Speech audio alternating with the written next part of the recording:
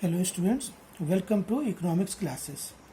Dear students, till now we have discussed how nature of commodity, availability of substitutes, income level and level of price affect price elasticity of demand. और बेटा इसके कुछ जो basics थे वो मैंने पहले ही आपको बता दिया था. तो नटसेल में we can say that under what circumstances demand for a particular product is elastic और इनइलास्टिक.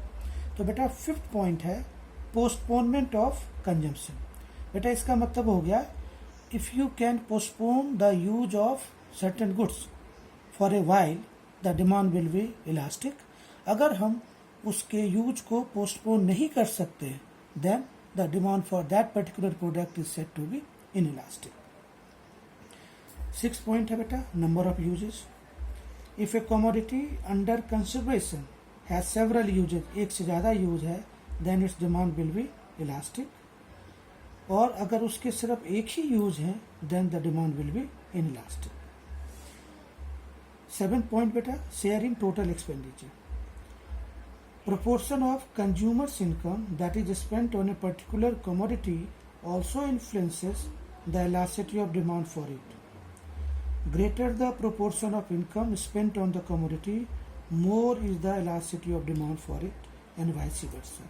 इसका मतलब ये हो गया बेटा आपने इनकम का जितना हिस्सा किसी चीज़ पे ज़्यादा खर्च करोगे उसकी डिमांड इलास्टिक है, कम खर्च करोगे इनइलास्टिक है. जैसे demand for goods like salt, needle, soap, matchbox tends to be inelastic as consumption spends a small proportion of their income on such goods. क्योंकि हम अपने इनकम का एक छोटा सा हिस्सा उस पर हम खर्च करते हैं. When prices of such goods change, consumers continue to purchase almost the same quantity of these goods. However, if the proportion of income spent on a commodity is large, then demand for such commodity will be elastic. और बेटा eight point है time period. Time period का मतलब ये हो गया बेटा elasticity of demand varies directly with the time period. Directly मतलब demand is generally inelastic in the short period and elastic in the long period. It happens because consumers find it difficult to change their habits in the short period, और long period में consumer अपने habit को change कर सकता है. और बेटा last है habits. Commodities which have become habitual necessities for the consumers have less elastic demand. It happens because such a commodity becomes a necessity for the consumer and he continues to purchase it even if its price rises. बेटा alcohol, tobacco, cigarettes are some example of habit forming commodities.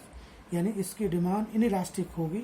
जो लोग drug addicted हैं, drunkers हैं, they will spend high income, they are used to that particular commodity, they don't care for the price. So dear students, this was all the 9 points which affect the price elasticity of demand. Thank you class.